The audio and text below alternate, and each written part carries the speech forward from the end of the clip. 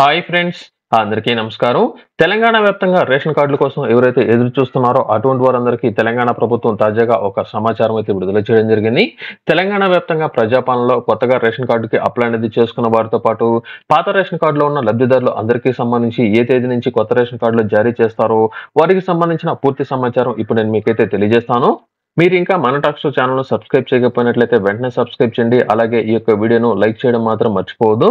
ప్రస్తుతం తెలంగాణలో ఎన్నికల కోడ్ అనేది అమల్లోకి రావడంతో రేషన్ కార్డులకు సంబంధించి ప్రస్తుతం ఎవరికి ఎటువంటి అప్డేట్ అనేది ఇవ్వకపోగా, ప్రస్తుతం ఎవరైతే ఈ యొక్క ప్రజాపాలనలో రేషన్ కార్డులకు సంబంధించి కావచ్చు, లేదా వివిధ ప్రభుత్వ పథకాలకు సంబంధించి ఎవరైతే అప్లై అనేది చేసుకున్నారో వారందరికీ సంబంధించిన వివరాలు అనేది దాదాపుగా 80% వరకు ఆన్లైన్‌లో డేటా అనేది ఎంట్రీ అనేది పూర్తి చేసినట్లు, రానున్న 10 రోజుల్లో మిగిలిన వారందరికీ సంబంధించిన డేటా కూడా ఆన్లైన్‌లో ఎంటర్ చేయబోతున్నట్లు సమాచారం రావడం జరిగింది. అంటే ఈ నెల చివరాఖరు లోపల ఎవరైతే ప్రజాపాలనలో అప్లై అనేది చేసుకున్న వారందరికీ సంబంధించిన సమాచారాన్ని ఆన్లైన్‌లో ఎంటర్ అనేది చేయడం జరుగుతుంది. మే 1వ తేదీ నుంచి మే 15వ తేదీ వరకు ఈ యొక్క ఎలక్షన్‌కి సంబంధించిన కోడ్ అనేది ఉంటుంది కాబట్టి ఎవరి ఇంటి వద్దకు వెళ్లి ఈ యొక్క రేషన్ కార్డులు అనేది వెరిఫికేషన్ చేయడానికి కుదరదు కాబట్టి ఆ తర్వాత మే 15వ తేదీ తర్వాత నుంచి ఎవరైతే రేషన్ కార్డులకి అప్లై అనేది చేసుకున్నారో అంటే ప్రస్తుతం ముందుగా ఎవరికంటే పాత రేషన్ కార్డులో ఎవరైతే ఉన్నారో అటువంటి వారందరికీ సంబంధించి ముందుగా ఈకేవైసీ చేయాలని అయితే నిర్ణయించడం జరిగింది. అంటే ప్రస్తుతం కేంద్ర ప్రభుత్వం ఆదేశాల మేరకు ప్రతి ఒక్కరికి ఆధార్ కార్డు ఉంటుంది కాబట్టి ఆధార్ కార్డు కలిగిన ప్రతి ఒక్కరికి ఎవరికైతే రేషన్ కార్డు అనేది ఉంటుందో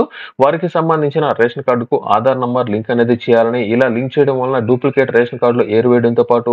ఒకే వ్యక్తి 2 లేదా 3 రేషన్ కార్డులు కలిగి ఉన్నట్లయితే ఆ యొక్క రేషన్ కార్డులో పేరు అనేది తొలగించి ఎవరికైతే రేషన్ కార్డు కావాలనుకుంటున్నారో ఆ యొక్క రేషన్ కార్డులో వారి యొక్క పేరు అనేది ఉంచి మిగతా వారికి ఈ యొక్క పేరు అనేది తొలగించాలని అయితే నిర్ణయించడం జరిగింది. అలాగే మరికొంతమందికి సంబంధించి చాలా మందికి ప్రస్తుతం చాలా మంది చనిపోయి ఉన్నా కూడా ప్రస్తుతం అటువంటి వారందరికీ రేషన్ అనేది పొందుతున్నట్లు గుర్తించడం జరిగింది. ఇటువంటి వారిని గుర్తించి తప్పనిసరిగా రేషన్ కార్డులు అందరికి సంబంధించి వచ్చే నెల 15వ తేదీ నుంచి 30వ తేదీ వరకు ఈ యొక్క రేషన్ కార్డులకు సంబంధించిన ఈకేవైసీ ప్రాసెస్ అనేది పూర్తి అనేది చేయాలని అయితే నిర్ణయించడం జరిగింది. అంటే మే 30వ తేదీ లోపల ఈకేవైసీ అనేది పూర్తి అనేది చేసుకున్నట్లయితే